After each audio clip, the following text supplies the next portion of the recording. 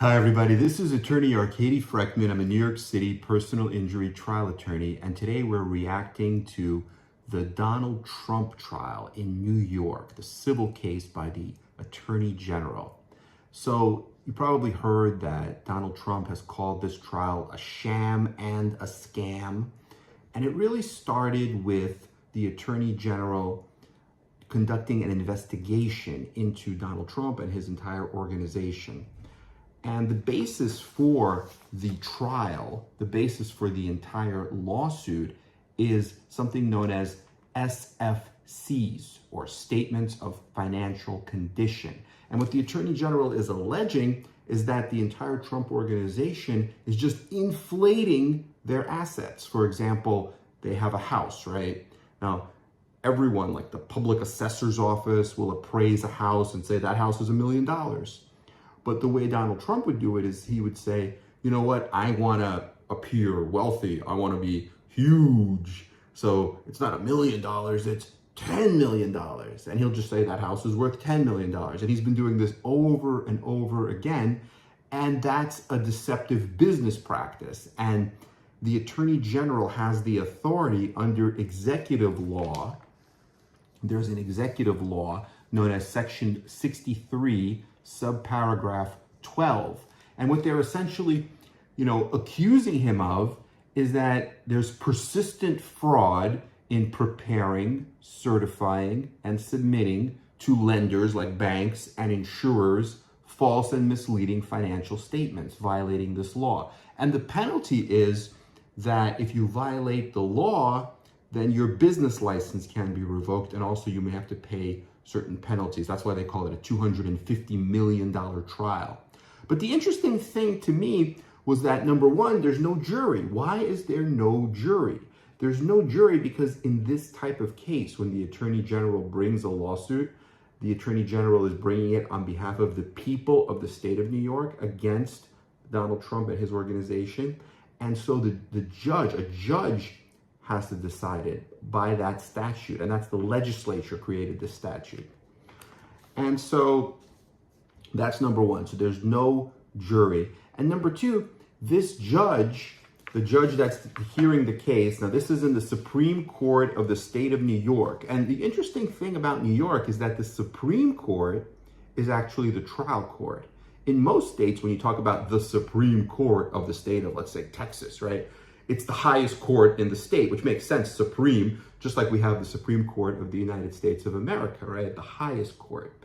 But in New York, the Supreme Court is the trial court. So it's actually one of the lower courts. The only court lower than the Supreme Court would be the civil court, because the civil court would have jurisdiction only up to, I believe, 25,000. Now they may have raised it to 50,000. And anything higher than 50,000 would go to the Supreme Court. So here, the Supreme Court is the trial court. And this particular court is in 60 Center Street, which is downtown Manhattan, near like Chinatown and downtown, near not too far from Wall Street, Fulton Street, right actually near the Brooklyn Bridge. I used to go there when I was an associate, and I actually still go there sometimes for hearings, for motions, for trials. I'm thinking now to go to this trial, you probably have to wait in line to get in. But so that's number two, right? The type of court it is. And the third thing that was interesting to me as an attorney from a legal perspective is the fact that one of the counts has already been decided as a matter of law. The judge in this case, his name is Judge Arthur Ingeron, and I believe I actually had a few cases with this judge, not really any trials, but maybe a few motions in the past where he decided some motions. And he seemed to be like very, a studious judge, very particular and very, I don't want to say anal, but very like detail-oriented, very, very detail-oriented. It didn't seem like, seemed like a fair judge. But what he actually did in this case was he allowed for summary judgment to the office of the Attorney General, which is Letitia James, right, against all of the defendants, including Donald Trump. So what he's basically saying is that there is no issue of material fact that has to be decided at the trial as to the first count. And that basically means that as a matter of law, the Attorney General has already proven, just based on the documents, that Donald Trump is liable, right? That he did this, that he did inflate these values, and that he's liable under this executive law. And so we'll get to that. I actually have a copy of the decision. This is the actual decision, and I think it's 35 pages, where the judge granted summary judgment. So he starts off by talking about the executive law, right? What is the basis? What is the legal basis, the reason why Donald Trump is being sued? So the reason is this executive law. And what the executive law says is that whenever any person engages in repeated, fraudulent, or illegal acts, or otherwise demonstrates a persistent fraud or illegality in carrying on or conducting business in New York, then the Attorney General can then ask for an order enjoining them from conducting business. Enjoining meaning to stop them from conducting business, and then they will direct that they pay restitution and damages, and they'll cancel any certificate which allows them to do business. And then they have definitions, like what is fraud, and it's pretty circular. They're saying the word fraud or fraudulent as used herein shall include any device, scheme, or artifice to defraud, any deception, misrepresentation, concealment, suppression, false pretense, false promise, or unconscionable contractual provisions.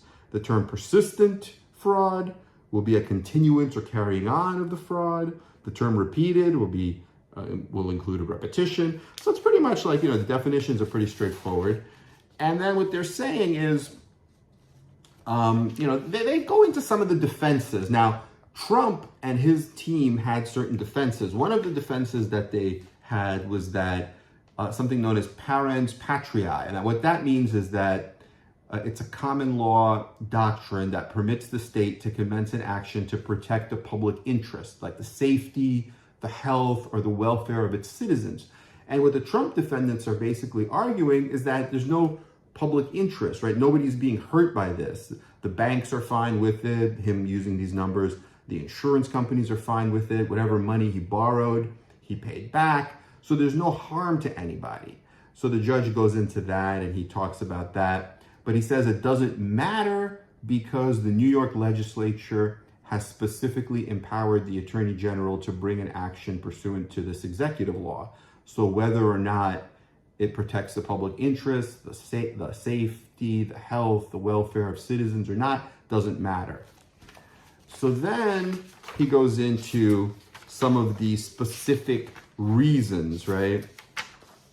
And he basically says that he talks about some cases and he talks about what's the legal standard for summary judgment. And he says, look, summary judgment is when you show facts and you have enough facts that you have to require a trial of any issue of fact, right? Whether you have a jury deciding it, the jury is the trier of fact, right? They're deciding the fact, like who's telling the truth. Is it the plaintiff, the Attorney General, or is it the defendant, Donald Trump? In the same way, if you don't have a jury, the judge will decide it. He'll hear the evidence and he'll say, well, who's telling the truth?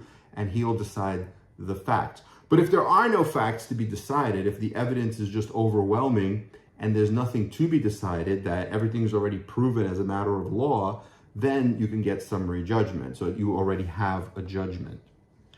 So then he goes through some of the other defenses. One of the other defenses that Donald Trump raised was this worthless clause. And the worthless clause basically says that all of these financial documents are essentially worthless because it does say in the disclaimer that these are estimated values, that considerable judgment is necessary to interpret market data. These are estimates. There could be different market assumptions and methodologies. So, it can go up and down.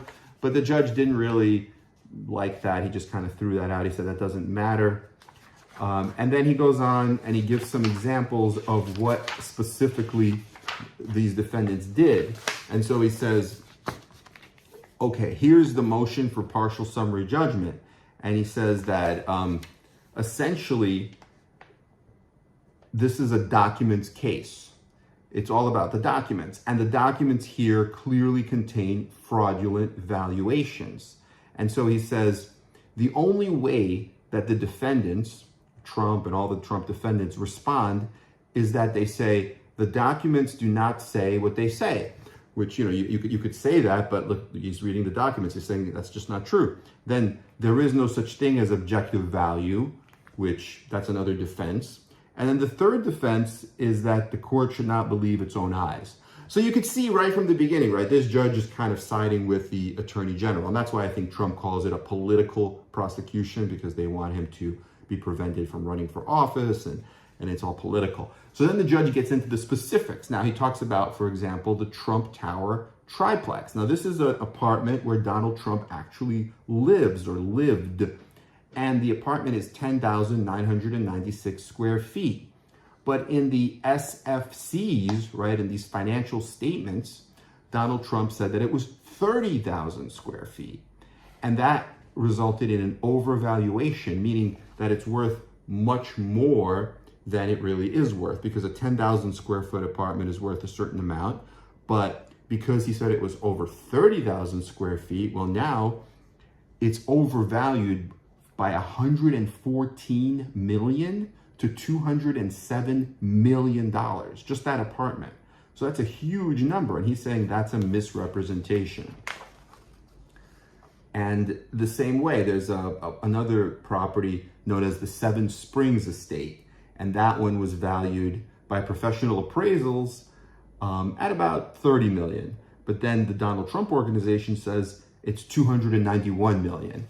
So he gives some of these examples. He talks about Trump Park Avenue, 40 Wall Street. 40 Wall Street was actually valued by, 40 Wall Street. I think Cushman and Wakefield appraised it, and they said it's about 200 million. But then the Trump organization said, no, it's 527 million. So the difference is like 300 million more. And so he's saying this is all fraud. Mar-a-Lago is another example. Mar-a-Lago, I believe the Palm Beach County assessor, because this is in Florida, this is the famous Mar-a-Lago where he resides, and that particular property was valued by the Palm Beach County assessor. So this is the state of Florida values it between 18 million and 27 million. But Donald Trump said that, according to his financial statements, that Mar-a-Lago is between 426 million and 612 million.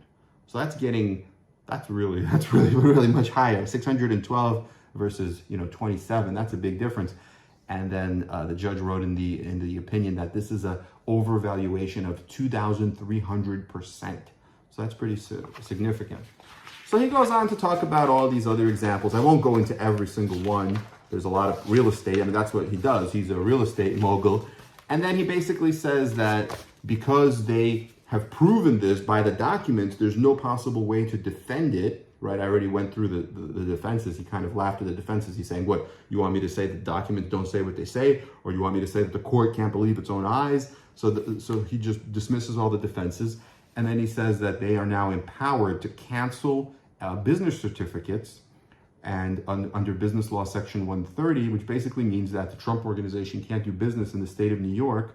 And he also has the power to appoint an independent monitor to oversee compliance, financial reporting, valuations, and disclosures to lenders, insurers, and tax authorities at the Trump organization. So that's already been decided. And then the remaining counts are going to be decided too. But you could see from the way this judge is conducting this case that probably the decision is not going to go in Trump's favor if he's the judge deciding it, because he already is not completely impartial just from reading this decision, and just the way he kind of lambasts all of the defense lawyers. He actually sanctions a bunch of the lawyers. He said every single lawyer that signed their names to these briefs, and he mentions them by name, lawyers from different law firms, 1, 2, 3, 4, 5 different law firms. He sanctions each of them $7,500 each. So 7,500 times 5. And then he also at one point was sanctioning Donald Trump like $10,000 a day for contempt. And on the 11th day, finally, he lifted the sanction because of some disclosure requirement. But that was in discovery earlier in the case. So I hope this was helpful. I mean, I was just kind of curious myself. I was asking myself, what is this case about? Because, you hear about it in the media, but they don't really tell you what is the case about? What is the basis for the case? Is it going to be a jury? Is it going to be a judge? And so I hope this gave you a little bit more information. And unfortunately, they're not allowing cameras in the courtroom. So the only way is maybe to get it from the news media, or to get transcripts if they're going to be available, or any kind of filings, public filings, or actually try to show up and get a front row seat and try to watch some of it.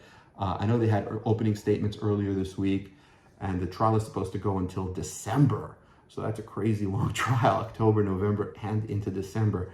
But it seems like they're going to have a lot of witnesses. It's probably not going to be too exciting. It's mostly about these financial statements. It's a little bit boring, but it is high profile, obviously. So we'll see. We'll keep track of it a little bit on this channel. Let us know what questions you have. We are here for you. Our goal is helping serious injury victims and their families.